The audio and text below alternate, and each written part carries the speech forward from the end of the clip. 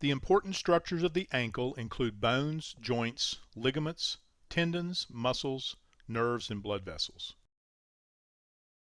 The top of the foot is referred to as the dorsal surface. The sole of the foot is the plantar surface. The outside of the ankle is referred to as the lateral side. The bony bump on the lateral side is called the lateral malleolus. The inside of the ankle is referred to as the medial side. The bony bump on the medial side is called the medial malleolus. The ankle joint is formed by the connection of three bones, the talus, the tibia, and the fibula. The top of the talus fits inside a socket that is formed by the lower ends of the tibia and the fibula. The bottom of the talus sits on the calcaneus, the bone that makes up the heel.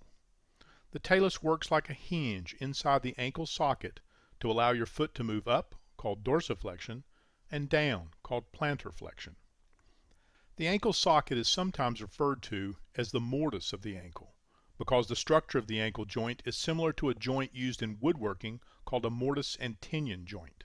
It has been used by craftsmen for centuries to create strong, sturdy connections in furniture and buildings. Inside the ankle joint, the bones are covered with a slick material called articular cartilage. Articular cartilage is the material that allows the bones to move smoothly against one another in the joints of the body. The cartilage lining is about 1/4 of an inch thick in most joints that carry body weight, such as the ankle, hip, or knee. It is soft enough to allow for shock absorption, but tough enough to last a lifetime, as long as it is not injured. Ligaments and tendons are soft tissues that attach bones to other bones and muscles to bones. The difference between ligaments and tendons is that ligaments attach bones to other bones and tendons attach muscles to bones. Both of these structures are made up of small fibers of a material called collagen. The collagen fibers are bundled together to form a rope-like structure. Ligaments and tendons come in many different sizes and shapes. The thickness of a ligament or tendon determines its strength. Ligaments on both sides of the ankle joint help hold the bones together and stabilize the ankle. 3 ligaments make up the lateral ligament complex. These include the anterior talofibular ligament, the calcaneofibular ligament, and the posterior talofibular ligament. A group of ligaments, together called the deltoid ligament, support the medial side of the ankle. Ligaments are also important in connecting the distal tibia and distal fibula at the lower end of the leg where it forms the ankle mortise. This connection and the collection of ligaments that support it are called the ankle syndesmosis. 3 main ligaments form the syndesmosis. The anterior inferior tibiofibular ligament connects the tibia to the fibula and crosses above the front of the ankle. The posterior fibular ligaments connect the tibia and fibula behind the ankle joint. These ligaments include the posterior inferior tibiofibular ligament and the transverse ligament. The interosseous ligament lies immediately between the tibia and fibula.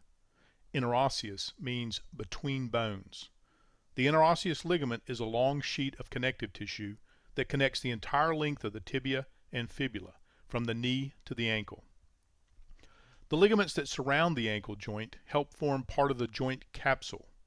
The joint capsule is a watertight sac that forms around all joints.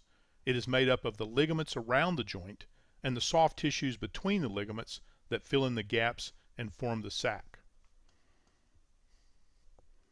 Several muscles and tendons are important for ankle joint function. The large Achilles tendon is the most important tendon for walking, running, and jumping. It attaches the 2 calf muscles, the gastrocnemius and the soleus, to the calcaneus and allows us to raise up on our toes. The posterior tibial tendon attaches the posterior tibialis muscle in the calf to the underside of the foot. This tendon helps support the arch and allows us to turn the foot inward. The anterior tibial tendon attaches the anterior tibialis muscle to the foot and allows us to raise the foot. The 2 peroneal tendons run behind the lateral malleolus and help turn the foot down and out. These 2 muscles and their tendons are called the peroneus longus and the peroneus brevis. As you might guess by the name, the peroneus brevis is the shorter of the 2 and attaches to the base of the 5th metatarsal, while the peroneus longus runs further before attaching under the foot. The nerve supply of the ankle is from nerves that pass by the ankle on their way into the foot. The large posterior tibial nerve runs behind the medial malleolus and into the foot to control the muscles in the sole of the foot. The deep peroneal nerve crosses in front of the ankle on its way to the top of the foot. Multiple branches of the superficial peroneal nerve cross along the outer edge of the ankle.